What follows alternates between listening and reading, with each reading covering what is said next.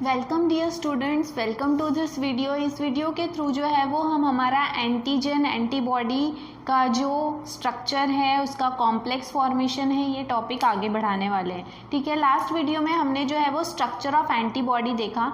हमने ये देखा कि एंटीबॉडी का जो स्ट्रक्चर है इसमें दो रीजन होते हैं, although it is a Y shape structure, और उसमें दो रीजन होते हैं, एक है वेरिएबल रीजन और दूसरा है कांस्टेंट रीजन। लेकिन इम्पॉर्टेंट रीजन है वेरिएबल रीजन, क्योंकि उसके ऊपर जो भी डिज़ाइन या जो भी स्ट्रक्चर बना हुआ होता है that is very specific to a specific type of antigen. वो एंटीजन के हिसाब से बनाया जाता है। जैसे कि इस डायग्राम में आपको दिखाया जा रहा है कि ये जो भी है that is the variable reason. ठीक है,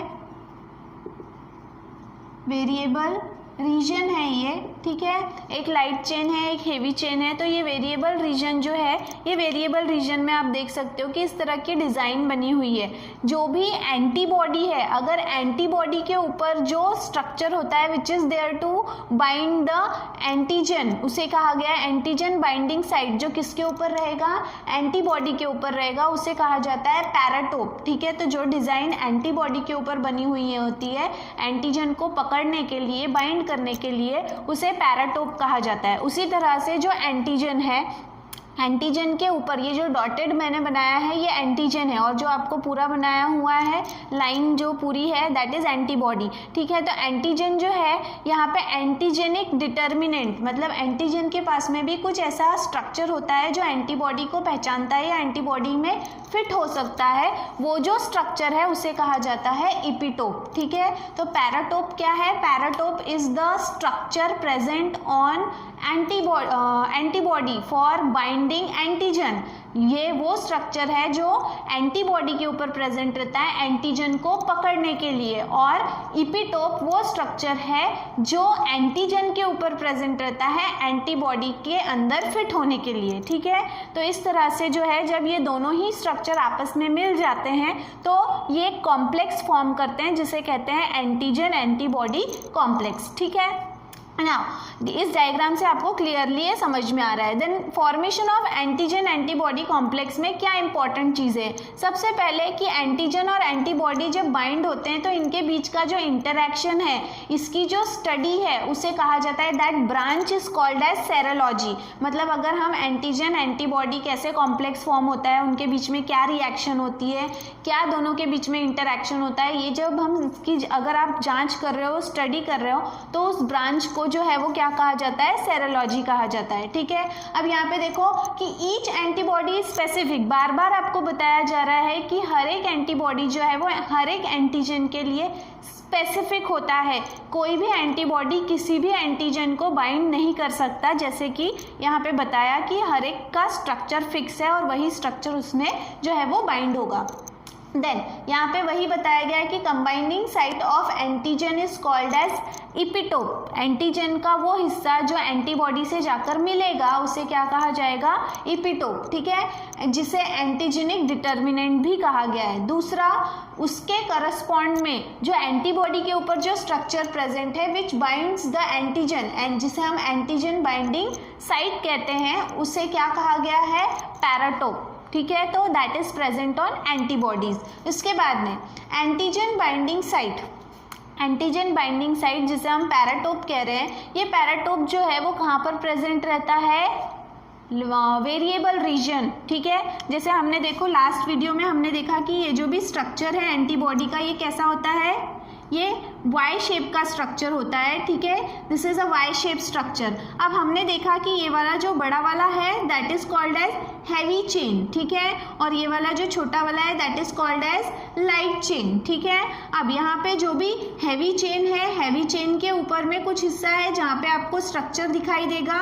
ठीक है, that is called as variable region of heavy chain. और उसी तरह से लाइट चेन के ऊपर भी आपको कुछ डिजाइन नजर आएगी, that is called as the variable region of light chain. ठीक है, तो यहाँ पर एंटीबॉडी के जो भी वेरिएबल रीजन है, वेरिएबल रीजन के ऊपर में जो स्ट्रक्चर, जो डिजाइन प्रेजेंट रहती है उसे कहा जाता है क्या? एंटीजन बाइंडिंग साइट, या फिर it is also called as paratope.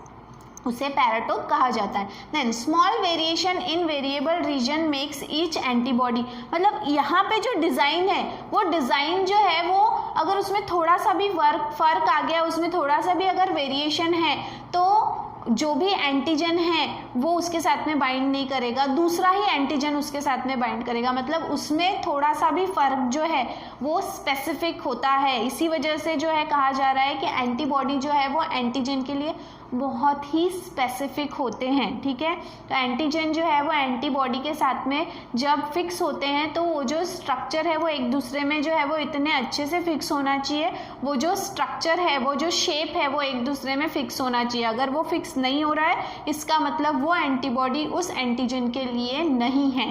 ठीक है, इसीलिए antibodies are highly specific to any type of antigens. ठीक है, देन इसके बाद में यहाँ पे वही बता रहे हैं कि एंटीजन जो है वो एंटीबॉडी एंटीजन को रिकॉग्नाइज करता है, मतलब पहले पहचानेगा। ठीक है, उसके बाद में उस एंटीजन को वो बाइंड करने लगेगा। अगर वो बाइंड कर पाता है तो वो बाइंड करने का जो पैटर्न है उसे क्या कहा गया है, लॉक एंड की मैकेनिज्म। जैसे हर एक ताले की अपनी खुद की एक चाबी होती है, किसी और दूसरे चाबी से वो ताला खुलता नहीं है, उसी तरह से हर एक एंटीबॉडी जो है वो हर एक एंटीजन के लिए होता है। वो एंटीजन अगर उसके वेरिएबल रीजन में फिट नहीं हो रहा है, इसका मतलब क्या है कि वो एंटीजन उस एंटीबॉडी के लिए नहीं है, या वो एंटीबॉडी उस एंटीजन के ऊपर वर्क नहीं कर सकता, उसे बाइंड नहीं कर सकता, और बाइंड नहीं करेगा तो एंटीजन एंटीबॉडी कॉम्प्लेक्स नहीं बनेगा। ठीक है, देखो यहाँ पे एट लास्ट फिर से ये वाला जो डायग्राम है इसके थ्रू जो है वो बताने की कोशिश की जा रही है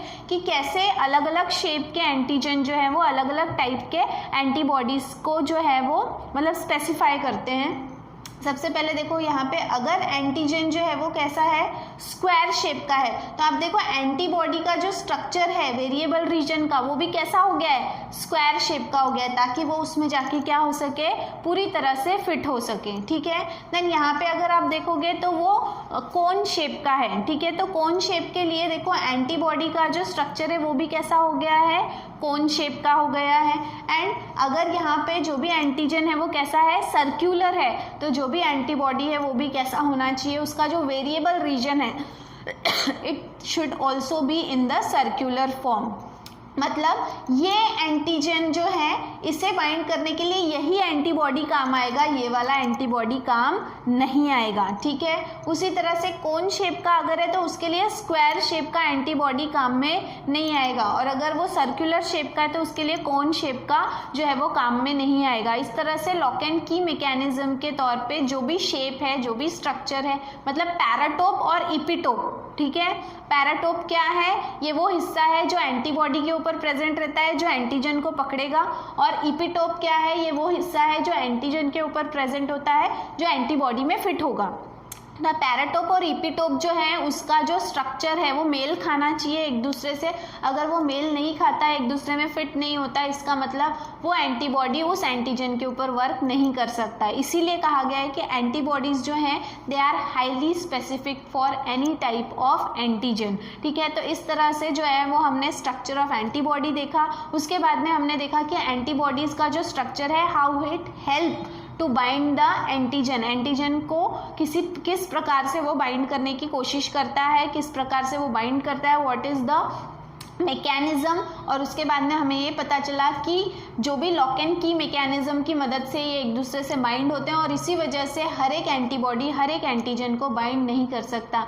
वो स्पेसिफाई करता है by the structure of paratope and epitope, जो आपस में मेल खाने चाहिए। अगर वो मेल नहीं खाते तो इसका मतलब ये है कि वो आपस में ज्वाइन नहीं हो सकते, उनके बीच में रिएक्शन नहीं हो सकती। ठीक है, तो इस तरह से जो है वो हमने देखा कि इम्यून सिस्टम में antibody which is produced by plasma cells which are produced by B lymphocytes, और ये एंटीबॉडीज जो हैं उन्हें हम बोल सकते हैं कि they are the soldiers of our body. Soldiers इसलिए क्योंकि अगर बाहर से हमारे बॉडी के अंदर कोई भी घुसपैठिया, मतलब कोई भी फॉरेन ऑर्गेनिज्म, कोई भी ऐसा माइक्रो ऑर्गेनिज्म जो एंट्री करता है बॉडी के अंदर में, उसको मार भगाने के लिए ये सेना हमारी बॉडी तैयार करती है by means of T lymphocytes and B lymphocytes. ठीक है, जिसके काम करने का जो मैकेनिज्म है वो हमने देखा।